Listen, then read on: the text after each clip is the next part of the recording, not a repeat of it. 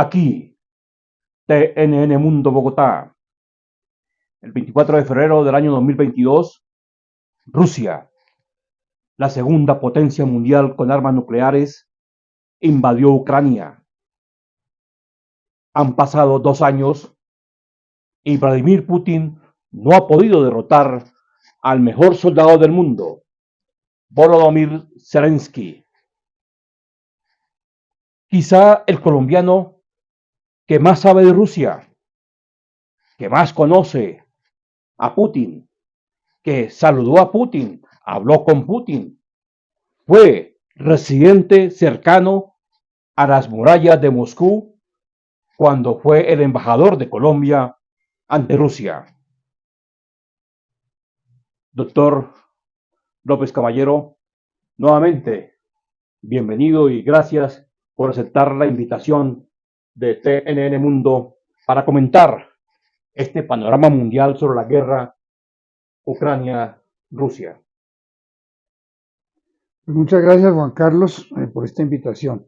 ¿Por qué Rusia no ha podido dominar a Ucrania? Pues porque esto no es una guerra entre una potencia mundial y un vecino más pequeño y menos poderoso. Esta es una guerra, una confrontación realmente entre Rusia y el Occidente, particularmente entre Rusia y los Estados Unidos y sus aliados de la OTAN. Y eso es lo que le ha permitido a Ucrania ofrecer la resistencia inesperada, absolutamente inesperada, que ha tenido y que ha permitido que esta guerra lleve ya 2 años, lo que iba a ser solamente una operación militar especial, según decían los rusos. Además, el plan militar de los rusos era invadir en 3 días Ucrania y entrar a Kiev en 3 días para tomar el gobierno. No pudo. Fue necesaria la intervención de la OTAN y obviamente de Estados Unidos. Demostró que el ejército ruso no es el poderío militar que ha vendido la propaganda rusa y antes la soviética como para ser el más fuerte o de los más fuertes del mundo, quedó sobre el papel. Pues evidentemente las cosas le salieron mal a Rusia. Yo pienso que ellos debieron calcular, uno, que los recibían como unos libertadores en el oriente de Ucrania, donde la población es rusa y habla es ruso, y donde había sido prohibido el uso del idioma ruso a raíz de la revolución de 2014 en el Maidán. Y yo pienso también que los rusos debieron tomar en consideración que la OTAN estaba en crisis, que el presidente de Francia había dicho que tenía muerte cerebral, que el presidente de Francia estaba molesto con los Estados Unidos porque le habían quitado un contrato enorme para vender submarinos nucleares a Australia, que los Estados Unidos habían salido de una manera ignominiosa de Afganistán, y ha ocurrido todo lo contrario de lo que podían haber esperado. La OTAN está alineada detrás de Estados Unidos y los Estados Unidos mostraron inicialmente una enorme decisión para apoyar a Ucrania y hacerle frente a Rusia. Y por eso es que esto se llama una guerra proxy, en inglés proxy war, una guerra por interpuesta persona, donde los combates tienen lugar en territorio ucraniano y la sangre que se derrama es rusa y es ucraniana y no es americana, pero realmente lo que está detrás pues es todo el poderío de los Estados Unidos. Que no es el inicio de la Tercera Guerra Mundial como ya especulan algunos, es simplemente una guerra en la que no está Estados Unidos con sus tropas allá. Sí, yo no creo que haya la menor posibilidad de que los Estados Unidos pongan tropas en el terreno. Para mí está descartado. Las amenazas de Trump de desamparar de alguna manera a algunos socios de la OTAN si no aportan el 2% del presupuesto para la defensa es creíble.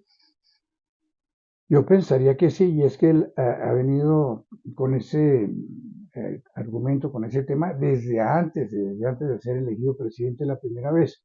Él siempre, en primer lugar, pues él no es muy simpatizante de la OTAN, pero siempre había dicho que los Estados Unidos no podían subsidiar la defensa de Europa, que Europa tenía que cumplir con sus compromisos en materia de gasto y que no lo estaba cumpliendo. Y él siempre fue categórico y sigue siéndolo, al punto que ahora ha dicho que lo que usted acaba de señalar, que los países que no están cumpliendo con el compromiso de gastar un determinado porcentaje de su Producto Interno Bruto, no pueden contar con el apoyo americano en caso de un ataque. Admirable los británicos, ¿no? Están listos para la guerra en cualquier lugar del mundo. Pues es que los británicos han sido los tradicionales rivales de Rusia. Había una cosa que se llamaba el gran juego, the Great Game, que era la disputa por el Asia Central, porque por un lado estaban por debajo los ingleses que tenían a la India y por el otro lado avanzaban los rusos. Y eso pues fue lo que caracterizó las relaciones entre Rusia e Inglaterra en el siglo XIX. Muy dubitativa Francia, la veo con Macron. No, Francia últimamente hizo unas declaraciones de Macron bastante eh, agresivas con relación a Rusia y supuestamente con la determinación de apoyar a Ucrania, pero al mismo tiempo vi una noticia por otro lado en que Francia se negaba a darle gratis armas a Rusia, a Ucrania. Alemania, pues, se está rearmando. Sin embargo, todavía la capacidad militar, todo indican los expertos, no está al más alto nivel. Pues bueno, es que Alemania quedó traumatizada después de la Segunda Guerra Mundial, igual que Japón. Esos dos países se volvieron unos países eminentemente pacifistas y enemigos de que sus fuerzas militares actuaran fuera de su territorio. Eso quedaba absolutamente descontado. Pero a raíz de todos estos episodios, lo que ha ocurrido es que esos países que tenían unos presupuestos militares muy pequeños y eran eminentemente pacifistas, ahora se están preparando para una posible confrontación. Y entonces Alemania, que tenía un presupuesto muy pequeño, lo ha aumentado de manera gigantesca. Yo diría el presupuesto militar de Alemania creo que fácilmente puede ser superior al de Rusia. Yo creo que es el tercero después de Estados Unidos y China. Eh, Y Japón también se está armando temiendo lo que pueda ocurrir con la China comunista y con la eh, confrontación que ahí se ve venir con relación a Taiwán. sí, ahora la tercera economía más grande del mundo es la alemana, mandó al cuarto lugar a la A japonesa. Japón, sí. Osados los polacos, osados los países bálticos, Lituania, Estonia, Letonia, para gruñirle a Rusia en las fronteras y gastar, ellos cumpliendo con el 2%. ¿Qué significado tiene eso de que antiguas repúblicas soviéticas están ladrándole a Putin? Es que ellos son los que han padecido el imperialismo ruso de tiempo atrás. Entonces, en primer lugar, los polacos pues, son la antítesis de lo que son los rusos, comenzando por la religión. Los polacos eminentemente católicos y los rusos ortodoxos. Y Rusia pues le ha quitado pedazos muy importantes de territorio a Polonia. Todo lo que es hoy día el occidente de Ucrania, la llamada provincia de Galicia, con la capital que es Lvov, ese era un territorio polaco hasta la Segunda Guerra Mundial. Y a la población polaca que había ahí la desplazaron y la enviaron a los territorios con los que compensaron a Polonia por la pérdida de sus territorios en el oriente, territorios alemanes, en Silesia. Silesia, que era una parte integral de Alemania, hoy es polaca.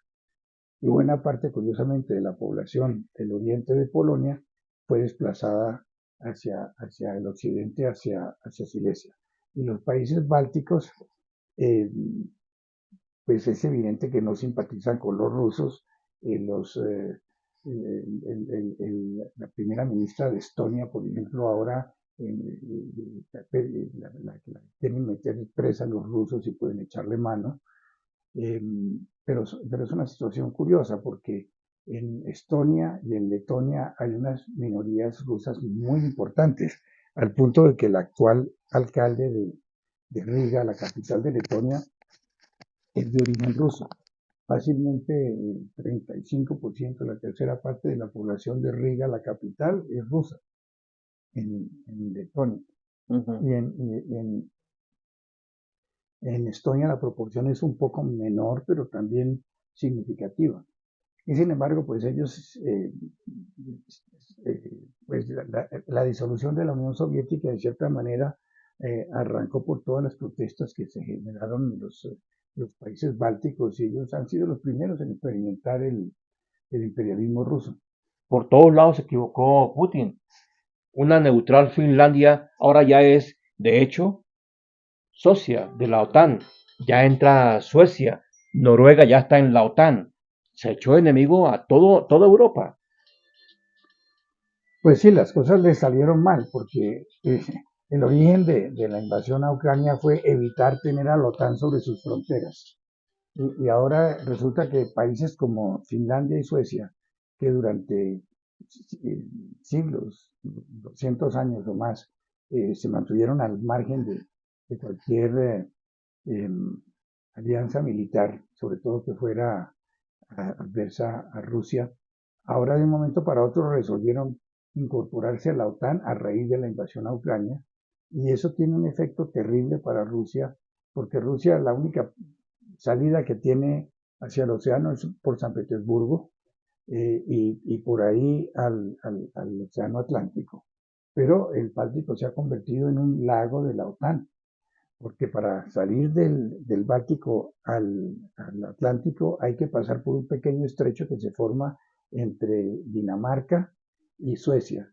Y ambos países hoy día son miembros de la OTAN, de manera que se convirtió eso en una puerta que puede controlar la OTAN y que aísla a Rusia de las grandes rutas comerciales por el Océano Atlántico si llegara a darse una confrontación. Inclusive bloquear Kaliningrado. Bueno, es que Kaliningrado es un exclave, se dice, porque no tiene continuidad territorial con Rusia. Lo que se llama hoy Kaliningrado era la antigua ciudad prusiana de Königsberg, que a raíz de la Segunda Guerra Mundial, Alemania perdió a Prusia, o la Prusia Oriental, y esa fue dividida entre Polonia y Rusia. Y Rusia se quedó con ese sector de Königsberg, le cambiaron el nombre, le pusieron Kaliningrado en honor de quien era en ese momento el presidente de la Unión Soviética, Kalinin, la población alemana fue expulsada, esto es impresionante, la población alemana fue expulsada en un 99%, ya no queda nada que sea alemán, y fue reemplazada por población rusa, a pesar de que ese territorio no tiene continuidad territorial con Rusia, queda como a 1000 kilómetros de Rusia, y en el camino queda Ucrania y Bielorrusia. Creo que es Letonia o Lituania por la cual se puede pasar de Lituania. Lituania, de Rusia hasta Kaliningrado. Uh -huh. Un espacio. No, pues no, tendrían que atravesar todos los Bálticos, ¿no? Pero lo que limita directamente hoy día con Kaliningrado es Lituania y Bielorrusia. Y por el otro lado Polonia. Sí, pero digo por tierra. Por tierra Rusia puede entrar a través de Lituania a Kaliningrado. Pero tiene que llegar hasta Lituania. Claro, por territorio lituano tiene que Sí, pasar. sí. ¿Ya? Pero ahí pueden bloquear a Rusia si quisiera proteger a Kaliningrado. ¿Quién puede bloquear a quién? La OTAN. Ah, pues es que es como una saliente, una lengua chiquita. Rusia se quedó con eso argumentando en la conferencia no me acuerdo si fue de Yalta o de Potsdam, que no tenía salida a un mar cálido en el mar Báltico. Y con ese argumento, finalmente, después de negociar con los aliados, con Churchill y con Roosevelt, ellos accedieron a que Rusia se apoderara de ese territorio. Y en realidad Rusia sí tenía salida a través de San Petersburgo. Pero eso juega un papel importante desde el punto de vista estratégico para Rusia, desde luego, y tiene allá unas guarniciones importantes y es un territorio ruso que no tiene continuidad territorial con Rusia, pero que está incrustado en Europa.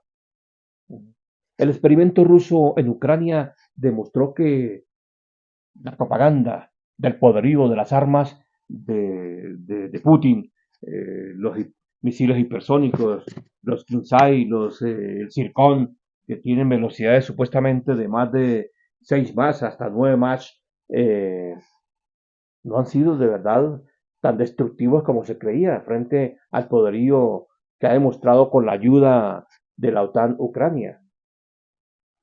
Sí, ahí hay dos elementos. Por un lado, yo creo que se llama HIMARS, Ajá. los misiles que le proporcionaron a Ucrania hace un año que le permitieron adelantar una contraofensiva Efectiva muy además. efectiva contra Rusia. pero la OTAN, pues los Estados Unidos hasta ese momento han sido muy cuidadosos de que las armas ofensivas que le proporcionan a Ucrania le sirvan para defenderse, pero no para llevar a cabo ataques en el corazón de Rusia, para evitar que se escale el conflicto. Hasta ahora la situación ha sido esa y es como han manejado eso los americanos, que son los que están detrás. Pero llegaron los drones ucranianos a Moscú, ¿no? Bueno, esa es otra historia distinta que es muy interesante en el sentido de que ahora se está viviendo también en distintas partes del planeta lo que se llama una guerra asimétrica, donde más se ha vivido ahora es en Yemen, en el estrecho Bab el Mandeb.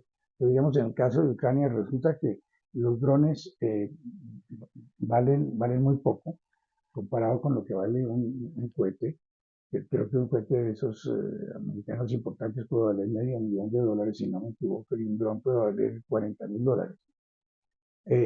Y ellos están llevando ataques, inventaron una forma de ataques con enjambres, en que mandan, digamos, 10 o 12 drones juntos. Los drones alcanzan muchos a ser interceptados por los servicios de antiaéreos rusos, pero siempre que alcanzan a pasar 3 o 4 y son lo que llaman drones suicidas y están en el blanco y son muy eficaces.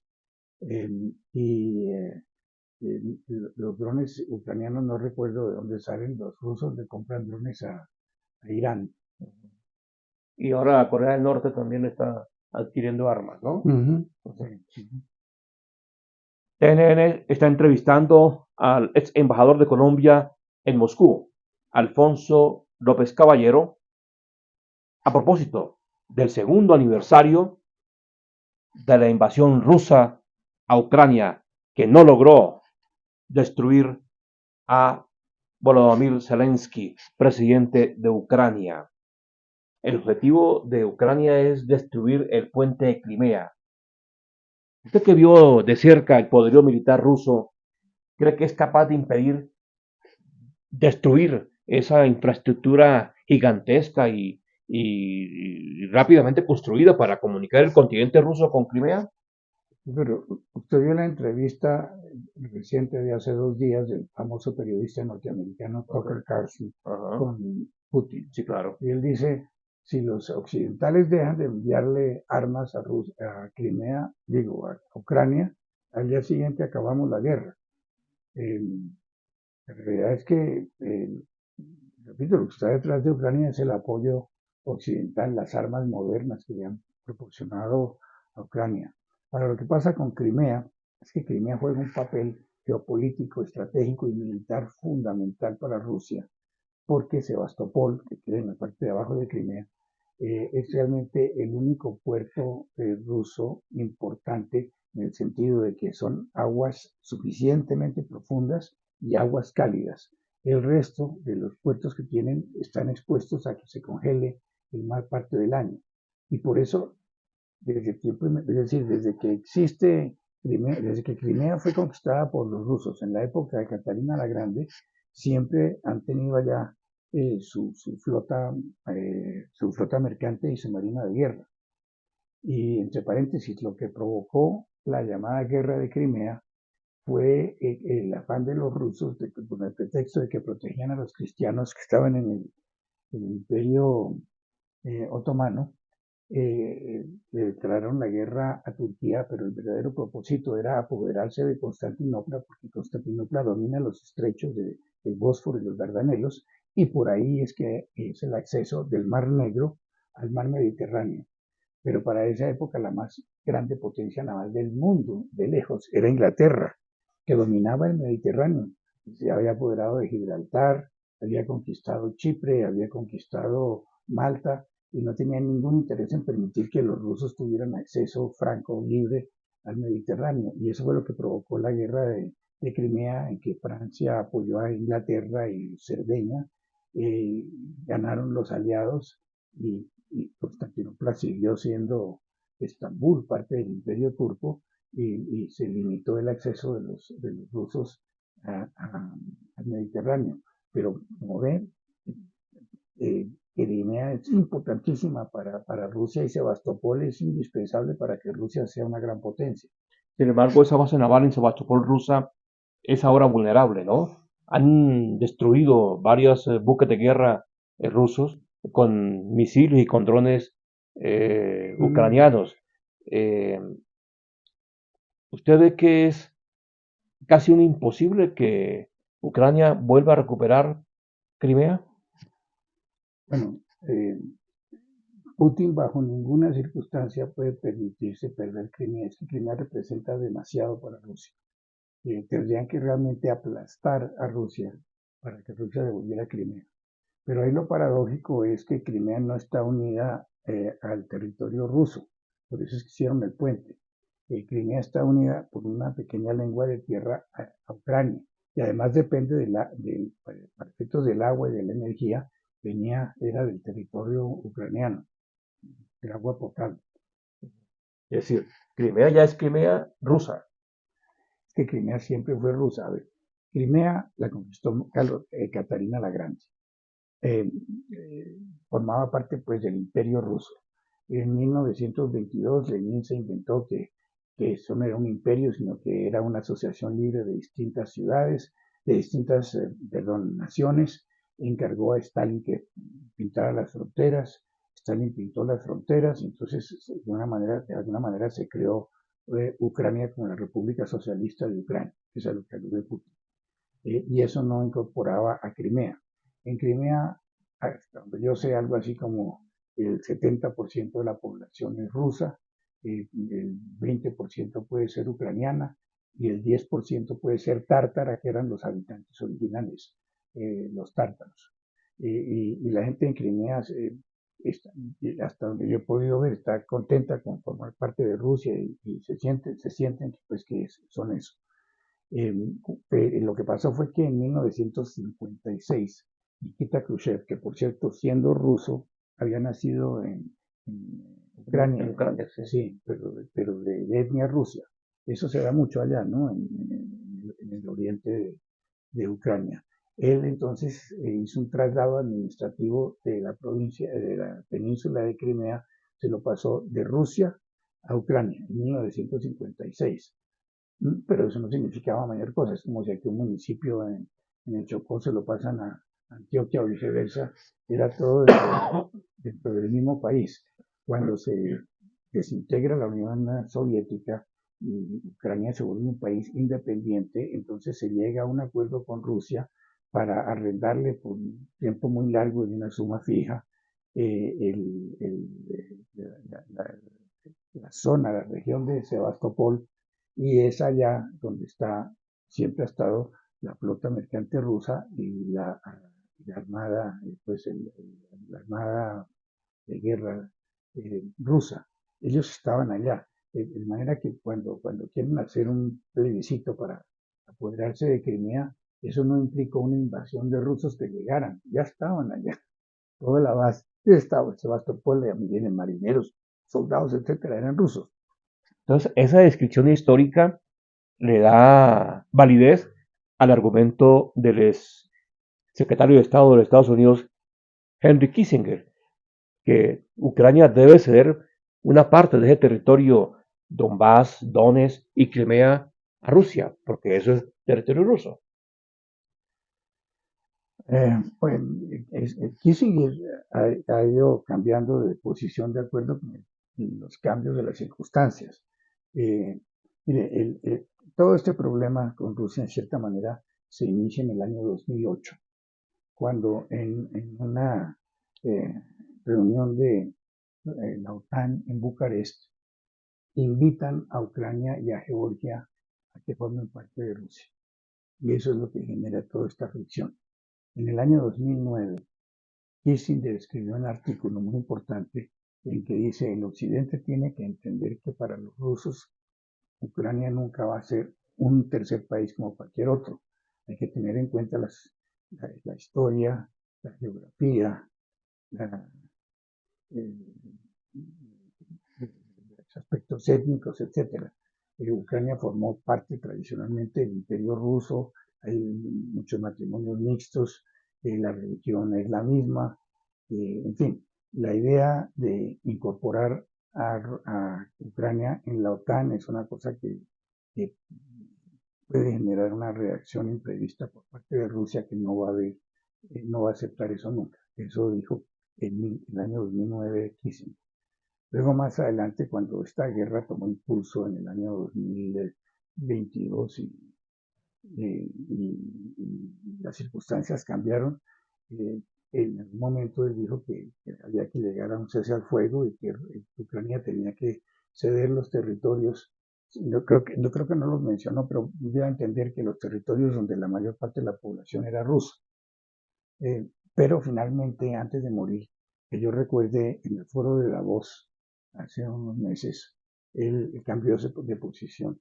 Dijo que lo que tenía que hacer Ucrania era incorporarse a la OTAN, que era lo que le podía garantizar su seguridad, y que él no estaba de acuerdo con que hubiera cesiones territoriales. Ve que es un hecho, no de pronto a corto plazo, pero sí seguramente antes de que termine esta década, que Ucrania sea formalmente socia de la Unión Europea, de la OTAN. Pues es que uno no sabe cómo va a acabar esto, y esto puede acabar muy mal, y es una historia sumamente triste. Eran dos países absolutamente hermanos. Yo tengo muchos amigos que están muy dolidos por lo que está pasando, que tienen parientes que nacieron allá y viceversa. La cultura pues es prácticamente la misma, la historia la han compartido siempre. Eh, Ahora lo que estoy viendo es que esto está generando unas heridas que son muy difíciles de subsanar de aquí para adelante, que incluso personas de etnia rusa en Lugansk o en Donetsk hoy son enemigos de Rusia porque Rusia eh, cuando entró allá bombardeó la casa donde vivían sus parientes, mató a algún pariente, etcétera. De manera que esto es como cuando Yugoslavia se desintegró, que los croatas y los serbios, que son prácticamente lo mismo, que habían vivido juntos durante siglos y se habían casado entre ellos y tal, hoy día tienen una relación muy difícil y muy tensa y hostil. Y eso es lo que veo que va a acabar pasando con Ucrania, cosa que es muy triste.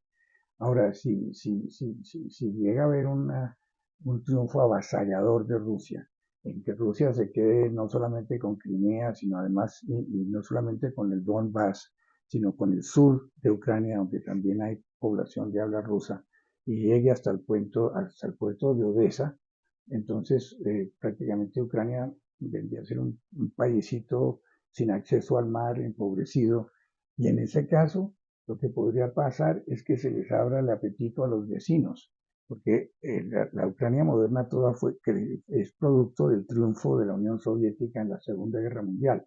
Entonces incorpora territorios que antes eran polacos, que antes eran eslovacos, que antes eran rumanos, que antes eran eh, húngaros. Entonces, por ejemplo, el occidente de Ucrania, Galicia, como mencionamos antes, capital Lvov, eso era eminentemente polaco, pero se lo tomó Stalin, sacó a los polacos, pero los polacos sienten que es una cosa histórica de ellos. Los rumanos piensan que la Bucovina, se llama en la parte limítrofe, que eso también es parte de Rumanía, y algún político rumano hace poco dijo que algún día Rumanía tendría que recuperar esos territorios donde hay población de habla rumana.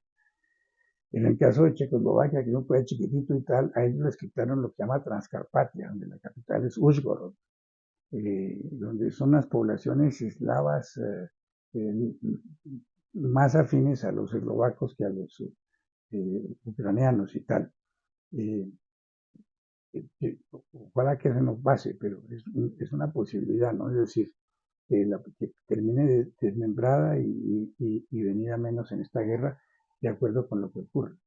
Y es que lo que pasa es que el occidente está desbordado con las demás guerras que está enfrentando, porque esto no es solamente Ucrania contra Rusia, sino ahora, como usted sabe, tenemos el problema de Palestina, a lo cual se ha sumado por cuenta del problema de Palestina los ataques de los Houthis en Yemen, en el estrecho de Bab el-Mandeb, que eso está afectando el comercio internacional, está encareciendo enormemente el transporte sobre todo de combustibles y otras mercancías que antes pasaban por Bab el-Mandeb y subían por el Mar Rojo hasta el canal de Suez, que se había construido en efecto para reducir el trayecto.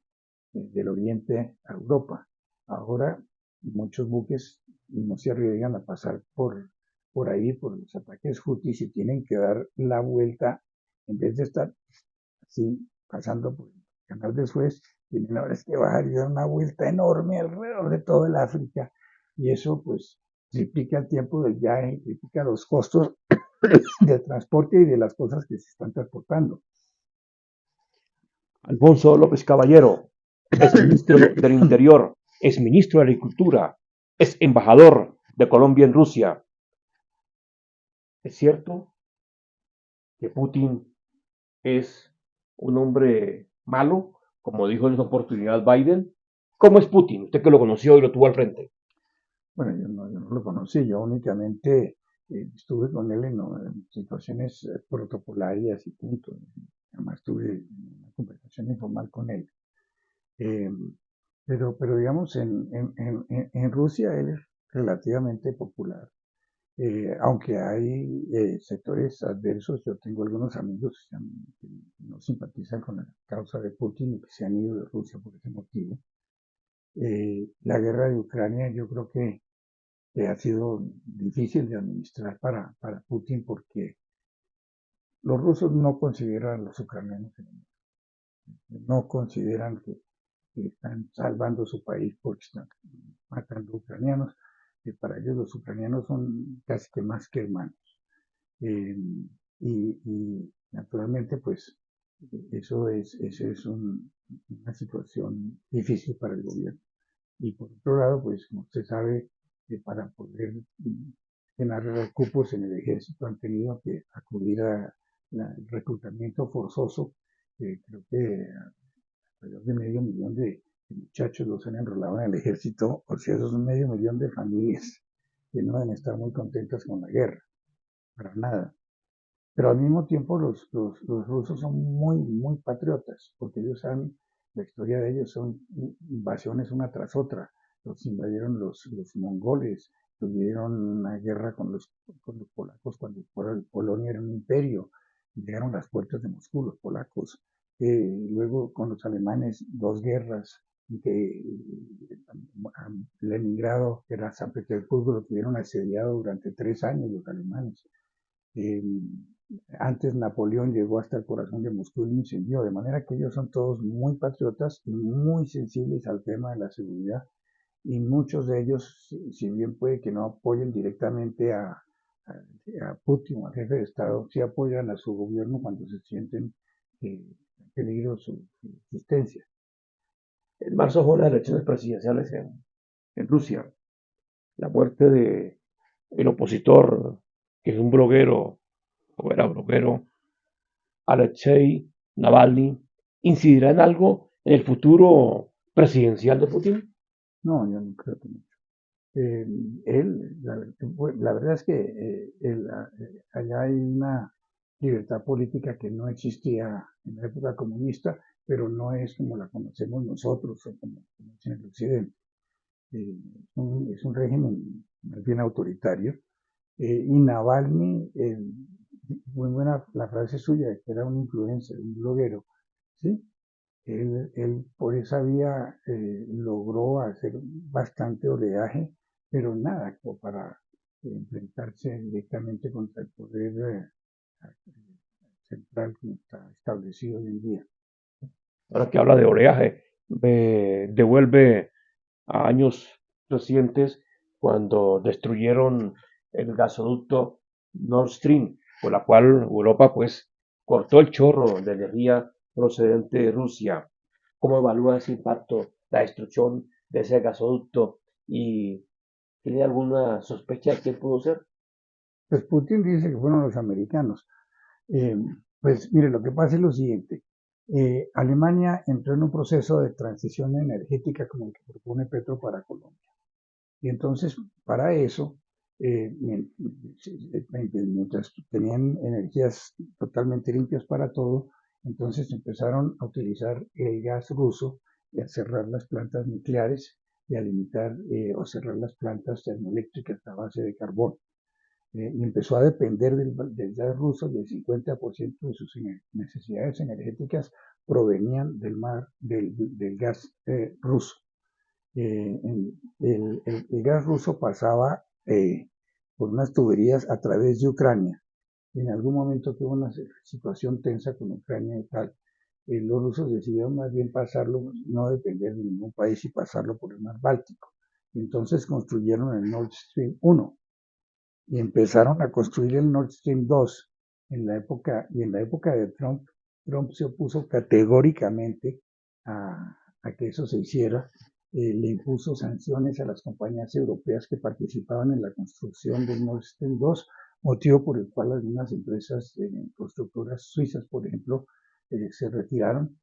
Eh, y curioso siendo el aliado de Alemania dentro de la OTAN, y Alemania dependiendo del gas barato de Rusia, que los americanos por ningún motivo querían que Alemania siguiera dependiendo del gas ruso y del gas barato que llegaba por esa vía. Mientras la primera ministra de Alemania fue Angela Merkel, ella nació en Alemania Oriental, hablaba ruso, tenía una relación fluida con Rusia, y Rusia y Alemania tenían una relación bastante estrecha, al punto de que el presidente de Gazprom, que es la compañía que exporta el gas, La Ecopetrol. era ni más ni menos que Gerhard Schröder, el anterior Canciller. canciller alemán. Eso le da la idea de lo integrados que estaban. Cuando llega Olaf Scholz al poder, entonces él se niega a certificar el recién inaugurado Nord Stream 1, y suspenden las compras de gas ruso. Se empiezan a tensionar las relaciones con Rusia. No obstante, Gerhard Schröder no renunció inmediatamente a la presidencia de Gazprom, eso fue algún tiempo después. Que cayó en desgracia, además, ¿no? Claro, por cuenta de eso. Eh, pero entonces Alemania se encontró con que tenía desactivadas sus plantas térmicas y sus plantas nucleares, y le tocó buscar otras fuentes de gas. Empezaron a conseguir gas principalmente de Qatar y de Estados Unidos, gas licuado. Entonces hoy ya creo que uno de los principales proveedores de gas a Alemania son los Estados Unidos, y es un gas mucho más caro porque es gas licuado que tiene que atravesar el Atlántico y llegar y ser reprocesado para volverse otra vez gas. Pero es más eficiente y más limpio. El gas ruso es Mm, sucio. No sé, en todo caso vale la mitad. Claro, claro. Pero bueno, es un negocio de Estados Unidos la venta de energía para contraponerse con Rusia. Sí, pero al mismo tiempo los Estados Unidos están sumamente preocupados por la disponibilidad del petróleo a nivel mundial, no solamente por ellos. Entonces, este conflicto con Ucrania lo que ha generado es un encarecimiento de la gasolina en el mundo. En Estados Unidos hubo inconvenientes por eso hace un año, que yo recuerde, porque estaba cara la gasolina. En Europa, pues también ha habido cierta molestia. Entonces, los Estados Unidos han buscado la forma de aumentar el flujo de gasolina en el mundo, motivo por el cual Biden hizo unas cosas bastante curiosas. Por un lado, voló a Arabia Saudita a entrevistarse con el príncipe heredero Bin Salman a pedirle que aumentara en 1 millón de barriles diarios la producción de petróleo, a pesar de que en la campaña él había acusado a Bin Salman de estar detrás del asesinato del periodista Khashoggi en el consulado de Arabia Saudita en Turquía, que era una persona que escribía cosas en contra de la familia real en el Washington Post. Entonces, naturalmente, el príncipe Bin Salman no fue muy receptivo a la solicitud de Biden, Se negó. y por el contrario, se reunió con Putin y lo que hizo fue recortar la producción. Y además anunciar que en adelante ya no iba a exigir dólares en pago por el petróleo, sino que iba a recibir yuanes o fuera. De suerte que esto también inicia el proceso de la llamada desdolarización. Y por otro lado, Biden mandó, de esto hace un año, una cosa así, unos emisarios a reunirse con el gobierno de Venezuela, a pesar de que tienen un precio por la cabeza de Maduro, eh, para para tratar de aumentar la producción de petróleo venezolana que se vino al suelo, porque en la época de Chávez se producían 3 millones de barriles diarios y ahora estamos como en 700.000 por la forma como han manejado ellos la industria petrolera y que la mayor parte de los ejecutivos importantes se fueron y tal. Y a cambio de eso, a cambio de en esa discusión, lo que ofreció Estados Unidos fue liberar a los hijos, a los sobrinos de la esposa de Maduro que estaban presos, acusados de narcotráfico. Los indultaron y los liberaron. Y luego, pues, el episodio más reciente, usted conoce, de Alex Saad. Alex Saab. Estamos hablando de la guerra Rusia-Ucrania, 2 años, y Rusia no ha podido vencer, derrotar a Ucrania. Va a recibir aviones mucho más potentes, mucho más letales Ucrania, de los países nórdicos, Noruega, Suecia, eh, inclusive creo que aviones también belgas de la marca estadounidense Lockheed Martin, los F-16. Eso puede cambiar el panorama de la guerra en favor de Ucrania. Lo que puede hacer es agudizar la confrontación y hacer que la cosa sea más peligrosa y escalar la guerra. Porque como habíamos señalado antes, los Estados Unidos y la OTAN habían sido cuidadosos de que, que las armas que le proporcionan a Ucrania le sirviera para defenderse, pero no para atacar el corazón de Rusia. Y esto puede ser una cosa más delicada, pero no, vamos a ver qué pasa. Pero en general uno lo que ve es que hay como cierto desánimo en el Occidente, que el Occidente considera que Ucrania no va a ganar la guerra. Y yo cada vez veo menos entusiasmo con la idea de apoyar a los ucranianos. Fíjese que en los Estados Unidos el Senado norteamericano casi no apoya a los 60 millones de dólares de apoyo que le De iban a dar ayuda, a Ucrania, que por cierto eso se queda en Estados Unidos, porque eso es para comprar armas americanas para claro, mandarle a los ucranianos. claro. Pero eso no ha pasado, pasó por el Senado, me parece, pero no ha pasado por la Cámara, si no me equivoco. Salieron de vacaciones hasta el 28 de febrero. Entonces, no sabemos a qué vaya a pasar. Pero en todo caso, el apoyo del Occidente a Ucrania cada vez siente uno que es con menos entusiasmo. Pero bueno, esa es la guerra. Ucrania sigue ahí sobreviviendo. Eh, Va a llegar los F-16. Putin ha debilitado el ejército ruso porque todo ese armamento pues no es productivo. ¿Cuál? El armamento ruso no es productivo, no le produce nada porque hay que llevarlo al campo de batalla y hacerlo explotar, no le beneficia en nada. Eso no. ¿Y qué le ayuda eso a Rusia que no ha podido derrotar con su armamento a Ucrania y está invirtiendo cientos de millones de rublos en la producción de la industria militar rusa para explotarla en Ucrania? La economía rusa está creciendo, es curioso, está creciendo más que el Occidente.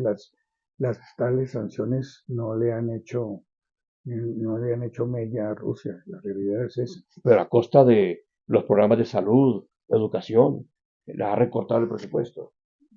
Pues no estoy enterado, pero lo que yo veo es que la economía rusa está creciendo y que las sanciones no le han hecho mella. Ahora, lo que dice el senador Mitt Romney, los Estados Unidos, Mitt Romney, es que esta guerra así de baja intensidad y larga como está, es algo que le sirve mucho a los Estados Unidos, dice Mitt Romney, porque estamos desangrando lentamente a Rusia, sacándola del rango de una gran potencia mundial, que haciendo una potencia regional, pero ya no una gran potencia mundial que nos pueda desafiar, a un costo mínimo, porque estamos gastando menos del 5% de nuestro presupuesto militar en ayuda militar a Ucrania y ni una sola gota de sangre americana. Eso es lo que dice Mitt Romney.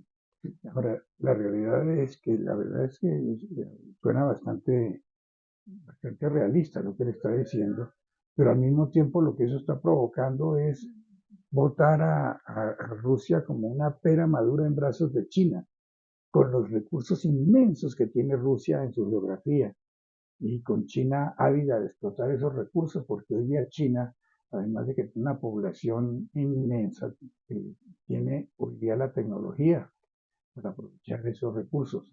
Hoy día la economía china, como usted sabe, es la segunda economía a nivel mundial, pero sobre todo a nivel tecnológico ya están en otra categoría, ya no son un país atrasado como antes.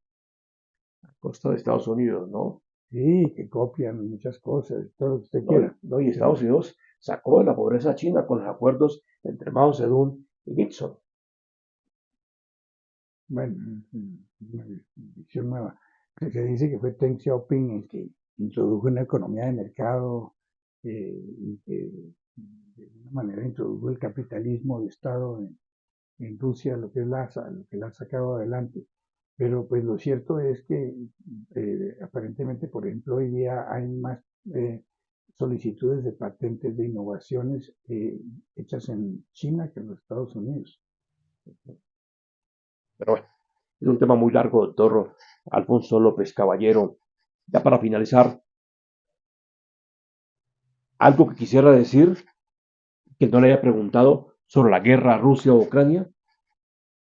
No, yo creo que podríamos quedarnos aquí hablando 2 días seguidos, pero no, ha sido una conversación interesante. Espero que sirva para dar una visión general de lo que está pasando.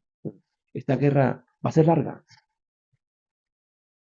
guerra No, de desgaste. no sabe uno, pero lo cierto es que en buena parte la guerra depende de las elecciones presidenciales que se vienen, sobre todo en Estados Unidos. Biden, bajo ninguna circunstancia, puede darse el lujo de permitir que Ucrania aparezca ¿Aparezca qué? cediendo territorio, Ah, cediendo algo, porque después de que tuvieron que retirarse de una manera ignominiosa de Afganistán, como usted recuerda, esto sería, pues, sería el último clavo en el ataúd de Biden como una figura política. O sea que de aquí a las elecciones americanas, yo creo que el gobierno actual sigue jugándosela con Ucrania. ¿Qué pasaría si gana Trump? No sabe uno. Es una persona tan impredecible que no sabe uno, pero él, las cosas que ha manifestado básicamente son que no tiene mucha simpatía por la OTAN y quiere obligar a sus socios a contribuir con lo que está pactado y piensa que los europeos están siendo subsidiados por los Estados Unidos para su defensa, que no sabe uno qué pueda pasar ahí. Carson Tucker le preguntó a Putin que con quién se sentiría mejor en la Casa Blanca, si con Biden o con Trump. Y dijo, con Biden. Le pregunto, Porque es previsible, dijo. sí, Con Biden porque es previsible. le pregunto al ex embajador de Colombia en Rusia y que conoció, pues por lo menos lo vio en ceremonias de protocolo, a Vladimir Putin. ¿Qué le conviene más al mundo? ¿Trump en la Casa Blanca o Biden en la Casa Blanca?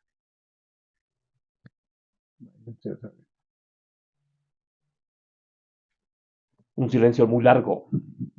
Doctor Alfonso López Caballero es embajador de Bogotá en las murallas de Moscú. Muchas gracias por aceptar esta invitación, segunda invitación del canal de la política global Tiene News a través de los canales digitales internacionales Facebook, X, Messenger, YouTube y las redes sociales mundiales y permitirnos hablar de lo que hoy es noticia en el mundo, el segundo aniversario de la invasión de Rusia a Ucrania y que no ha logrado hasta el momento derrotar al mejor soldado del mundo, Volodymyr Zelensky. Muchas gracias, doctor López. Gracias.